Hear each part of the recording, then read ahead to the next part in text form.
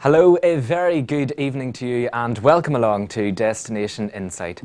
This evening we will be taking an insight into sexual assault. We will be showing you what you can do if you have been or are currently being sexually assaulted. Earlier in the week I went down to Belfast and I spoke to Letitia Fitzpatrick. Letitia was allegedly sexually assaulted by Rolf Harris in 1991. Letitia spoke to me about her alleged assault with Rolf Harris when she was working alongside him and how she encourages others to seek the help and support that you need if you have been sexually assaulted. A gripping programme this evening, and if you want to get in contact with us regarding anything on this evening's show, then here are all the details that you need. Your voice to be heard on the show, and there are plenty of ways to get in touch with us. Check out our website destinationnewry.com, comment on our Facebook page Destination Newry, or send us a tweet to @DestNewry. You can also write to me directly on my email rory@destinationnewry.com, message me on my Facebook page facebook.com/official Rory Smith, or send me a tweet to @RoryESmith. I'll be reading each and every email, Facebook comment and tweet sent into us. This is your show and we want you to be a part of it, so do get in touch with us. Eileen B, CEO of Women's Aid in Armagh and Down, is with me now to share her advice for support available locally for victims of sexual assault. Eileen, you're very welcome to the programme. Thank you. So, Women's Aid in Armagh and Down, what is the role that Women's Aid take on? Well, Women's Aid support women and their children and young people when they have been victims of either domestic or sexual abuse. All staff are highly trained with very specialised training in that area so that we can help the woman at any stage where she feels she needs support and help. She can come to us and a key worker will be assigned to her and help her through the processes, whatever that may be for her. It could be very practical issues as maybe needing rehousing, or it could be that she needs help with benefits, or she needs help with solicitors and the criminal process, whatever. That's what we're skilled and that's what we're specialised in. For someone who has been sexually assaulted in the past, maybe 20 years ago, is there support available there? Absolutely, yeah. There's support at any time. You know, if and when a woman feels that she wants to reach out and get help, yes, most certainly there's support there, and a highly confidential support. We will work with the women at her pace. We always go with what she wants to do. It's never a case where you'd be telling her.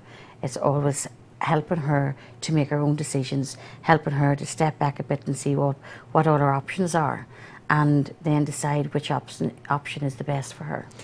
If a woman wants to come to you for support and advice and help, but at this stage she just wants that support, she doesn't want to report it to the police or anything like that, can she still get support from yourselves? Without a doubt, yes. I mean, we take the woman at whatever stage she's at, and we will support her at that stage. Like I said, we'll help her understand what other options are. It'll be up to her which option she chooses, at what time she wants to do that at, and if we can help her in that process, then that's what we do. And it's completely confidential to the point of, does she have to use her own name? Does she have to come into you? Can she do it by phone? How confidential is it? She most certainly can phone us in and she will get a level of support over the phone. And there's also the 24-hour domestic and sexual violence helpline, which is a completely free phone call assistance anywhere in Northern Ireland. It's limited what you can do by the phone, but most certainly you can provide support and assistance there. There's no need for her to disclose who she is until she's ready to do that. And we would actually have women who we're working with who we do know who they are, but in terms of any records we keep, it's a code, it's not a name. So her privacy and her confidentiality, we will keep that as tight as we possibly can for her. I mean, we work in the area of risk and high levels of risk all the time, so confidentiality is a major component of what we do. And you also offer accommodation for those who are currently being sexually assaulted? We do, yes. We have a refuge. Unfortunately, we have only one refuge in the whole of the Southern Trust area, which is a major problem. And the refuge has a very high level of occupancy. But it's not just our refuge. We will help that woman. If the refuge is full here in this area, we will help her try and find refuge accommodation somewhere else in Northern Ireland. And quite often, our refuge outside of our area is maybe a safer option than one inside our area. But the women who come looking for refuge, we could put maybe 1 or 2 days' work of supporting with that woman to try and find what her best option is. So yes, and at any time we will try and find her. And in that refuge, they are completely safe from any assaulter. Yes, yeah, absolutely. It's a very, very safe refuge, and we have very stringent controls over access in and out of the refuge, and the refuge itself is a very secure building. For those who are scared to tell because of their assaulter, they don't even want to come to the point of seeking support. Yes. What would you say to that person? Well, it's always that person's option of what they do. This is their decision. What I would say to them, their support is available. Local support is available. And if they feel uncomfortable in getting support locally in case somebody recognises them, there is support throughout Northern Ireland. There is a 24-hour free helpline that they can phone totally anonymously and get a lot of support through. I mean, any Women's Aid throughout Northern Ireland will provide support if that's a female victim. The helpline supports both male and female victims, so that's open to all victims. Women's Aid local groups are women, children and young people. Sometimes the hardest thing to do is that first disclosure that I would like some help, I need some help. But quite often that very, very difficult step is the first step in the road to recovery and the road to getting back your life prior to the assault.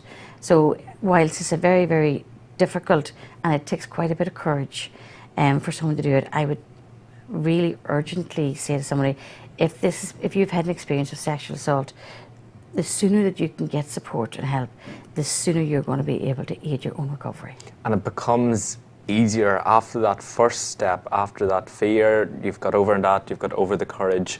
After that first step, it's easier to talk to someone after. Well, I don't know whether you'd say it was easier, because it's a very, very difficult process and it does take a lot of courage to do it. But when you build the trust in the relationship with your support worker, when you know that you could sit down and they're not going to judge you and they believe you, the big thing is, and the big thing that Women's Aid does that quite often you don't get anywhere else, is we believe the woman, we believe what she's telling us, and therefore we provide our support on that basis. So it's not an easy step, and quite often the process itself is very, very difficult, regardless of where she decides to go. But it is possible for women to, with our support and even without our support, to attend the Rowan Centre, which is the new sexual assault centre in Antrim Hospital. They can go there, they can tell their story, they can have evidence of any collected without any referral to the PSNI, and that will be held by that Rowan Centre for up to 7 years in order to help them make up their minds, do they want to take this any further. There is no need for a woman to think that she has to prosecute to get support. She doesn't. She can get support without that. And what about if there is someone who suspects that someone else is being sexually assaulted? Can they phone Women's Aid to find support for themselves if they suspect that someone else is being assaulted? Yeah. Well, we would do a lot of support with families and family members, because they're witnessing or that they think that a member of their family is a victim in some way. We never force women to talk to us, or any victim at all for that matter. It would always be with their consent, but that's not to say we can't provide support to people who themselves have indirectly witnessed it or indirectly been exposed or have experienced some level of stress or trauma around it. We will definitely support them. In regards to what they do about that victim, the idea is that you try and encourage that person who may be a victim to come forward themselves. But the worst thing you can do is to try and force somebody to do something that they're not ready to do. So the idea would be to encourage and to help them find ways of encouraging that person who they feel may be the victim to come forward. But yes, our services are certainly open to them. And how do you get in contact with Women's Aid? Can you phone, can you email, can you call in? What are your options available? You can phone. We have a local number for Newry. We have a resource centre in Armagh. You can phone there. You can phone Portadown Resource Centre. And they're all local numbers. It doesn't matter which one of them numbers you phone.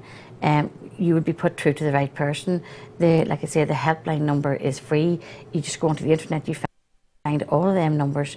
You just put in Women's Aid Newry, put in Women's Aid Northern Ireland, put in support for victims, and anything that will sort of link it, and then numbers will come up and you will find them. So yes, most certainly you can email into us, and we will follow up every email. You can leave voice messages on the telephone and to ask us to get back to you. If you phone in and you're on a mobile phone, we will phone you back to try and help you best. So, we have as many ways as possible for our victims to actually access. And all your services are free? Our services are all free. All completely free. Yes, absolutely. Thank you very much for coming into us today. You're very welcome. A big thank you to Eileen there. And if you need support for being sexually assaulted, if you have been in the past or you know someone who is being sexually assaulted, then please get in contact with Women's Aid. We'll be right back after a short break.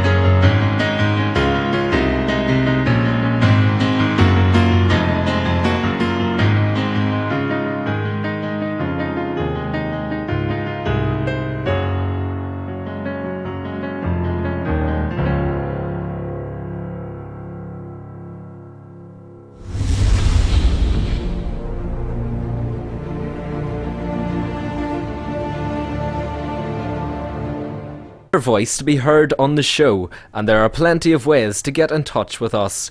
Check out our website destinationnewry.com, comment on our Facebook page Destination Newry, or send us a tweet to @DestNewry.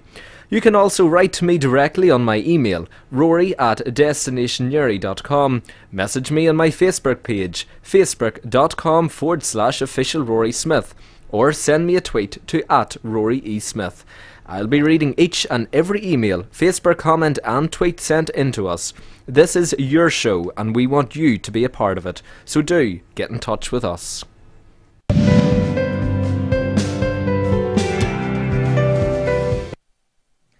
Welcome back. Support for those who are being sexually assaulted is widespread across the country and can happen to anyone at any time.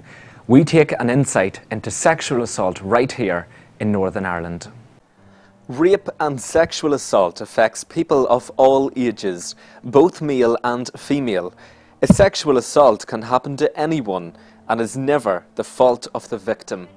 Domestic violence statistics in Northern Ireland, taken from womensaidni.org, have shown that approximately 1 in 4 women have or are currently experiencing domestic violence. On average, there are 5 people killed every year as a result of domestic violence in Northern Ireland. The police in Northern Ireland attend on average 60 domestic-related incidents per day and over 400 domestic incidents per week, but recognise there still remains a large amount of underreporting of this type of crime. Since 1999, Women's Aid across Northern Ireland give refuge to 14,714 women and 14,356 children and young people. PSNI statistics taken from womensaidni.org stated that in 2011 and 2012, 9,546 crimes with a domestic motivation were recorded.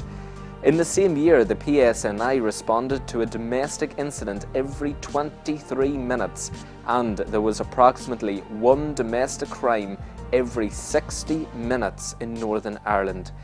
In the same year, 550 people were raped, including attempted.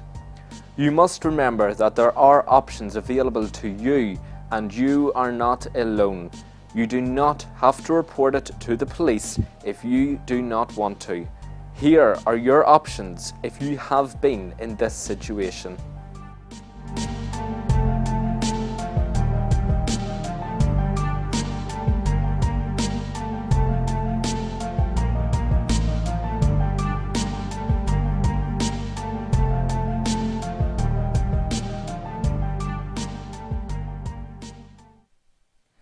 Coming up, we will be showing the interview with Letitia Fitzpatrick, who was allegedly sexually assaulted by Ralph Harris in 1991. See you in a moment.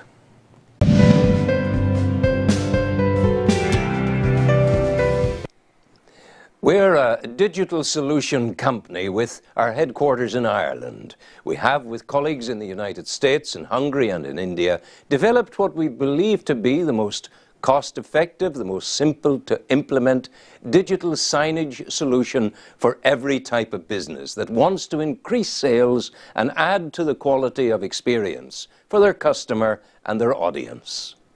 Digital signage is just a fancy phrase for a method of displaying your product or services on devices and screens, televisions as well, engaging with your customer and helping your customer understand exactly what you do, what services you provide, and how your customer can access the same.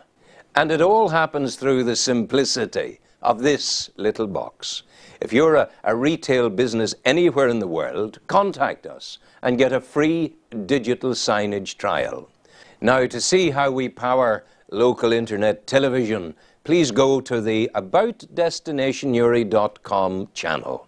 And to review or join our business network, please go to the Local Business Network channel. Thank you.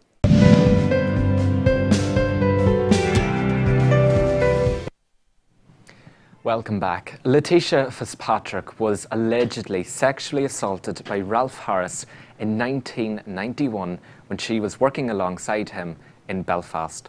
This week I met up with Letitia down in Belfast to speak to her about her alleged experience and how she encourages anyone who has been in that situation to seek the help and support as she has done.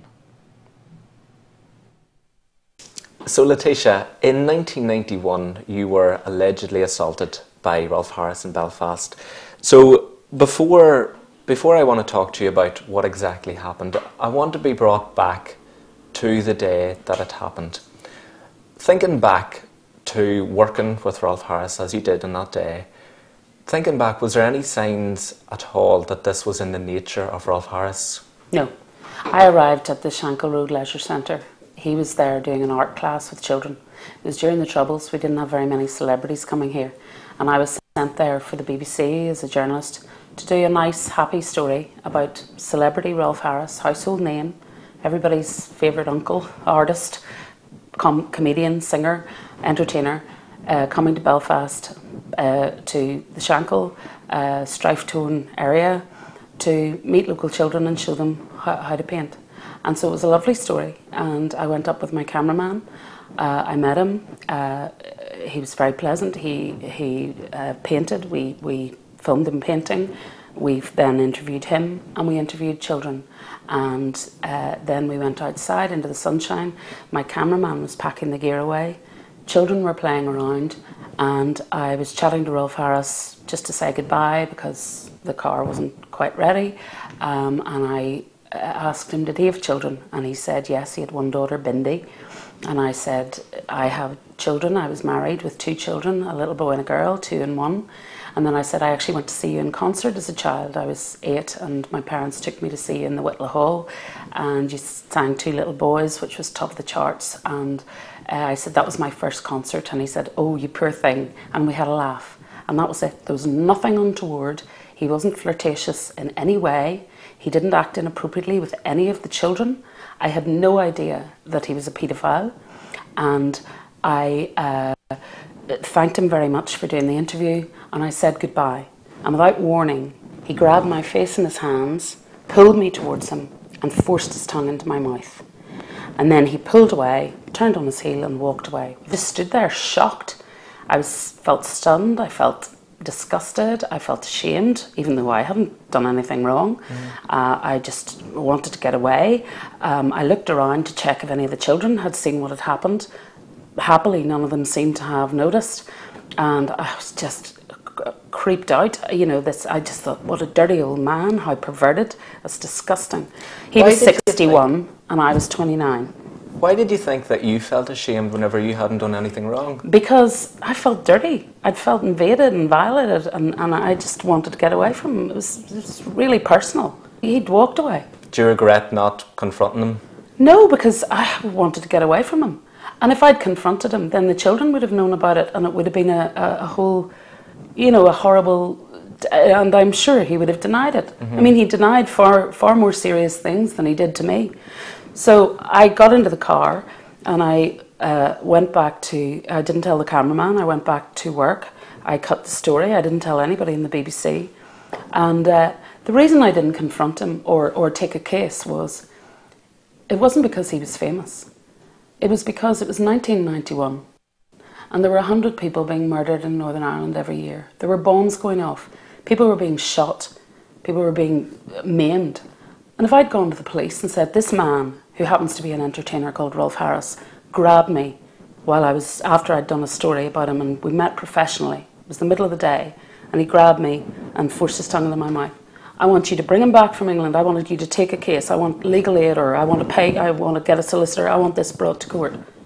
Do you really think the police would have said, yeah, we'll just stop off investigating all these murders? Did you think that it wasn't as serious as it actually was back then? Yes, I didn't think it was a sexual assault. I thought it was creepy and disgusting. Now, ironically, if I'd seen him do that to a child, I would have rung the police immediately and reported him. Do you think that because you're 29 as well, that it was less serious as you thought? There was a different culture then, and celebrities got away with a lot more than they do now. The words sexual harassment weren't really in the lexicon.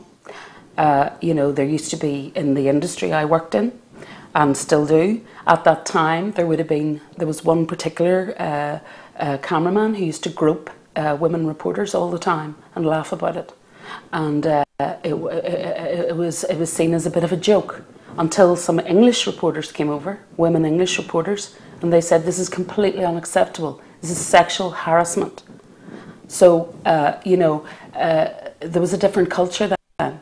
So as a woman, I didn't feel what happened to me was serious enough to report as a sexual assault. And I also felt I didn't want to waste police time. And I didn't want to put myself through thinking about it anymore. I assumed it was a one-off. I hoped it was a one-off. And I thought, well, I'm 29, I'm you know, as I say, if I'd seen him do it to a child, celebrity or no celebrity, I would have reported him. Do you think that if he wasn't a celebrity and it was just a normal person that did this too, would you have reported it then? No. You wouldn't have? I just don't think it was serious enough. No, I wouldn't have. Except I would now, because I would want him on the police radar, because I would think, that wasn't a one-off, that's predatory, opportunistic behaviour. But yeah, I was younger and I didn't know, since Savile, Jimmy Savile, there's a lot more known about, come to see that they're predatory, opportunistic paedophiles or sex offenders who have repeat offending behaviour. And so, you know, what happened to me clearly, as from the trial, wasn't a one-off. All these women are coming forward now. I've no reason to doubt them based on what I experienced. So times have changed since 1991. Yeah. If it happened to you now, would you report it? Yes, I would, because I would want not to take him to court and get him prosecuted, although if the police wanted to, but they may well not for what happened to me, because it's pretty low on this scale of sexual offending. But just to put him on the police radar, so that if he did it to anybody else, and especially to anybody under 18, you know, that he would be stopped and struck. Or maybe, you know, I mean, I would be happy if a man did it to get him charged, just so he knows that he can't do that with impunity to an adult, male or female, or a child, especially a child, but to anyone. Did you tell anyone at all? Yes, I that did. it happened? I told my husband that evening. He agreed with me that it was disgusting, dirty old man, perverted. I told my sister. Did your husband think to report it? No, it wasn't the culture at the time. And if you talk to people in that time, if you talk to people now, they can tell you very similar stories particularly about other celebrities, because the celebrities felt they were on. I would rather not revisit this experience, but what I say is, what happened to me was relatively minor, thank God. It hasn't scarred my life. It didn't affect me in a huge way. But for those 4 children that he abused, and young women and teenagers, especially his daughter's friend, over many years, their lives were absolutely wrecked, ruined, shattered. Their childhood innocence was stolen, and particularly his daughter's friend, who suffered years of abuse at his hands. You know, if I can do anything to help them, that's why I went to the police. Has it had any impact in your life at all? Well, it has in the last week, because I've been doing interviews about it, but I'm glad to do it, because you have to stand up and be counted. You know, I feel I have to stand up, and I am in a position to stand up. So you believe it was the right decision to exposing yourself? Yeah, I've nothing to lose. Well, I don't care. You know, you know, if, you know, my brother said to me, gosh, you know, maybe you shouldn't have gone public. I didn't realise it would be picked up as much as it was, but then naturally enough, none of the victims have spoken. The 4 victims who were, you know, he was charged with 12 counts of indecent assault on them. They haven't spoken out, and you know, that's the thing I would like to stress. If anybody does go to the police, their anonymity will be protected. I've chosen to waive my right to anonymity. You know, even after those reporting restrictions were lifted and the journalists contacted me for interviews, I could have said no, and they wouldn't have been allowed to report my name, because I was only down as an initial. Why have you come forward? Why? Because I feel very strongly about those children that he abused, and I've done interviews because it shows how arrogant he was. We had the same boss. He worked for the BBC, and he felt he could just assault me and walk away, and that I would. Since 1991, you've never reported it to anybody else, but now, after having come forward, after having shared your story, do you find a sense of relief in coming forward, that now it's open, that now it's... Yeah, I do. I mean, after Jimmy Savile happened, as I say, I told my sister and my husband, and then I tried to forget about it. If I saw him on the television, I would just look away and think, gosh, dirty old man to me, but, you know, maybe to everybody else, he's just he is the guy that he appears to be. Right? Did it annoy you whenever Rolf Harris was receiving all these awards? I did think, well, he was horrible to me, but hopefully I was the only one. So it didn't hugely annoy me, but, you know, I did think, gosh, I hope he hasn't revealed that darker side to anybody else. You know, I hope he hasn't groped or grabbed some other woman, or you know, being disgusting like he was with me. But no, it was unpleasant, I suppose, to watch him and recall what happened to me. That would have been, you know, but I wasn't hugely angry, because I had no idea what he was. That he was a paedophile and a criminal and an opportunistic sexual predator. So it didn't cause me huge angst. But when the allegations came out, I looked up sexual assault on a police website to make sure that what he did to me was actually sexual assault. And it was, and I rang the police that night, and I wanted to corroborate his young victims' statements just to show I'd never met them, I'll probably never meet them, but this is what happened to me in Belfast in 1991, 5 years after the last offence that he was found guilty of last week. So the police came out, they took a statement, they said, we're going to pass this to Operation Yewtree. I said, good. Operation Yewtree contacted me. They said, you know, will you give evidence in court of what happened to you? I said, yes. And then in the end, there was very strong evidence against him. My statement and several other statements weren't needed or used. And in the event, he was found guilty on all charges unanimously by the jury. And you know, so I'm very, very glad. What would you say to any other person who is in the same situation as you, where a sexual assault happened to them many years ago? Would you advise them to come forward? Yeah, I'd advise anybody, whether they are a child or were a child or a teenager or an adult, if they are sexually assaulted, if they, you know, they can go to the police and they will be anonymous. They never have to lose their anonymity. They will always be anonymous, right through the trial, after the trial. The media are not allowed to reveal their identity. The media are not allowed to hound them. So they can go about their life after it's all over and be anonymous. So I would advise anybody to report anything that is, you know, predatory sexual behaviour, because it is one of the most reprehensible crimes